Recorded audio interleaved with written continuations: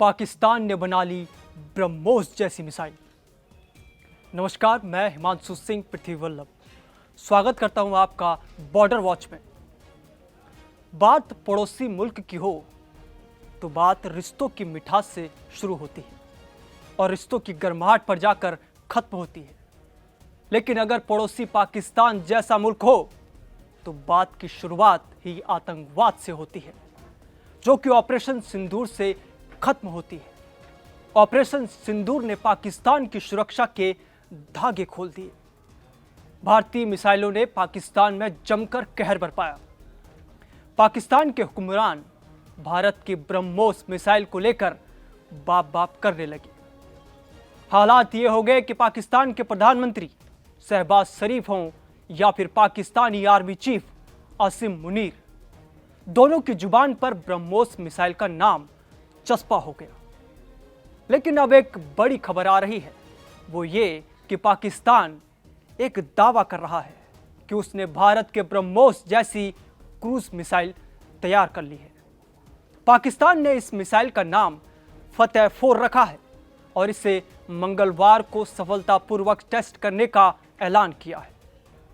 पाकिस्तानी सेना की ओर से कहा गया कि यह मिसाइल उनकी पारंपरिक मिसाइल क्षमता को और मजबूत करेगी और खास तौर पर भारत के पास मौजूद अत्याधुनिक एयर डिफेंस सिस्टम यानी रूसी तकनीक पर आधारित S-400 ट्रायम्फ सिस्टम को चकमा देने में सक्षम है। IPSR यानी पाकिस्तान आर्मी के मीडिया विंग ने बताया कि फतेह 4 एक सतह से सतह पर मार करने वाली क्रूज मिसाइल है, जिसकी रेंज 750 किलोमीटर तक है। यह 330 किलो वजन का वॉरहेड ले जा सकती है और लगभग 865 किलोमीटर प्रति घंटे की गति से उड़ सकती है। इसकी सबसे बड़ी खासियत बताई जा रही है कि ये टेरेन हनिंग फ्लाइट यानी जमीन से बहुत निचली ऊंचाई पर उड़ सकती है, जिससे रडार इसे देर से पकड़ते हैं और इससे एयर डिफेंस सिस्टम को धोखा मिल सकता है। पाकिस्तानी सेना ने यहां तक दावा किया कि इस मिसाइल की लक्ष्य से चूक की संभावना केवल 4 मीटर है, जो उनके मिसाइल प्रोग्राम के लिए बहुत बड़ी उपलब्धि बताई जा रही है। अब गौर करने वाली बात यह है कि ब्रह्मोस मिसाइल की रेंज भी करीब 800 किलोमीटर मानी जाती है। यानी पाकिस्तान ने सीधा संदेश देने की कोशिश की है कि वो भारत के सिस्टम को चुनौती दे सकता है। फतेह 4 का आकार लगभग 7.5 मीटर लंबा है और ये 1530 किलो वजनी है। लॉन्च साइट का खुलासा भले ही ना किया गया हो, लेकिन पाकिस्तान इस टेस्ट के बाद अपने रक्षा वैज्ञानिकों और इंजीनियरों को मील का पत्थर हासिल करने के लिए सम्मानित बता रहा है। राष्ट्रपति आसिफ अली जरदारी और प्रधानमंत्री शहबाज शरीफ ने इसे देश की वैज्ञानिक आत्मनिर्भरता का सबूत बताया।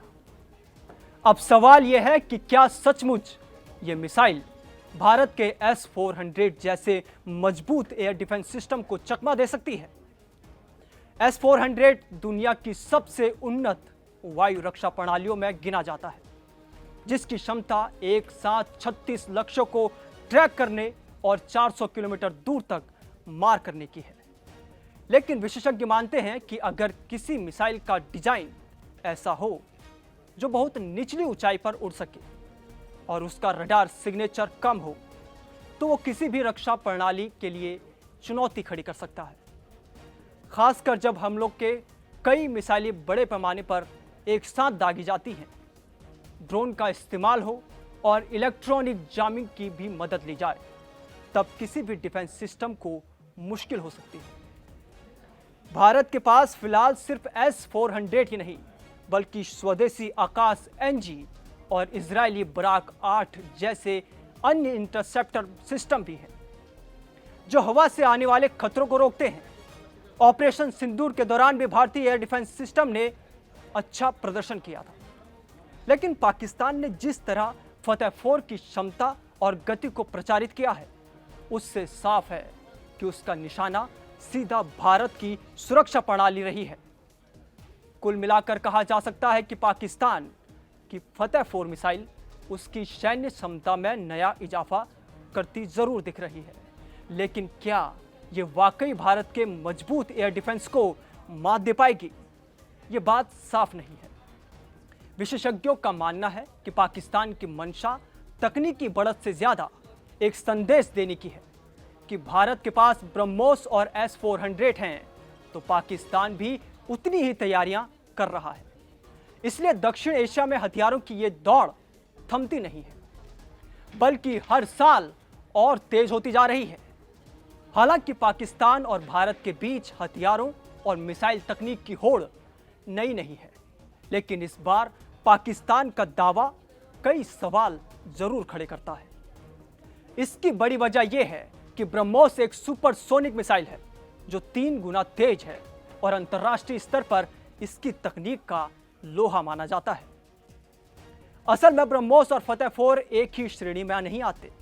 ब्रह्मोस भारत की रणनीतिक बढ़त का प्रतीक है, जबकि फतेह 4 पाकिस्तान की कोशिश है कि वो भारतीय रक्षा तंत्र को चुनौती देने का संदेश दे सके।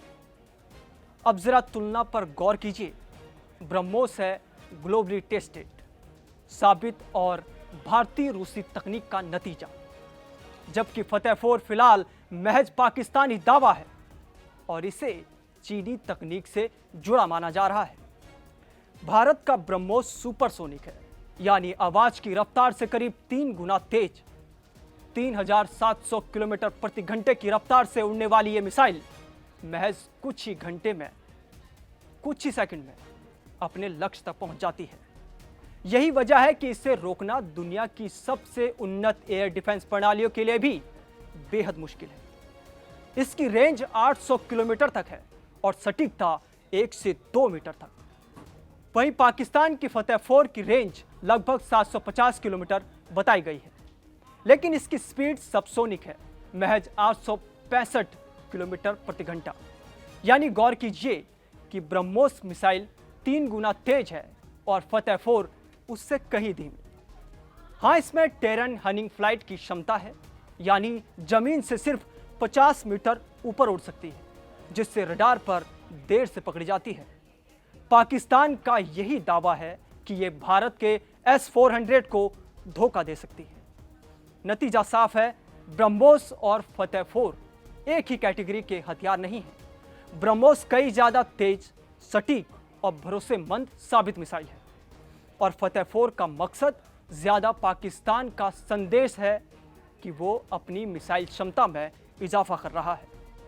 तो कुल मिलाकर ब्रह्मोस अभी भी भारत की बढ़त का प्रतीक है और फतेह 4 पाकिस्तान की महत्वाकांक्षा का ऐलान। ऐसे में पाकिस्तान को अभी भी मिसाइल तकनीक के मामले में मीलों का सफर तय करना है। रहा सवाल ब्रह्मोस का, तो आपको बता दें कि ब्रह्मोस मिसाइल की सबसे बड़ी खासियत इसकी धमाकेदार गति है, सटीक निशाना लगाने की क्षमता और बहुमुखी उपयोगिता है। यह मिसाइल ध्वनि की गति से 3 गुना तेज, यानी मैक 3 की रफ्तार से उड़ती है, जो लगभग 900 मीटर प्रति सेकंड होती है। इतनी तेज उड़ने की वजह से दुश्मन को इसके मुकाबले रिएक्टर करने का मौका नहीं मिलता। दूसरी बड़ी खासियत इसकी लंबी दूरी तक मार करने की क्षमता है, जो अब 450 से बढ़ाकर 800 किलोमीटर तक पहुंच गई है।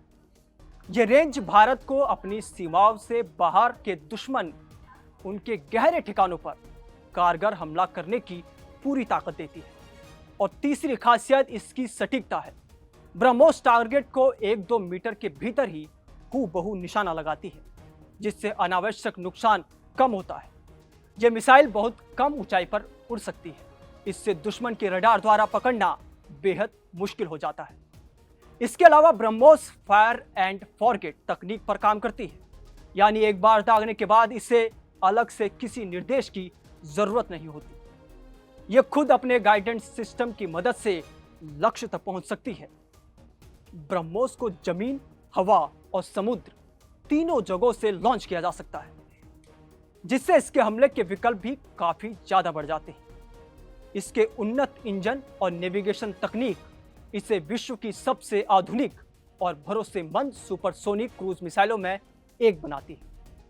अगली पीढ़ी की ब्रह्मोस 2 मिसाइल से इसकी गति और मारक क्षमता में और भी जबरदस्त बढ़ोतरी होने वाली है, जो हाइपरसोनिक गति के करीब होगी।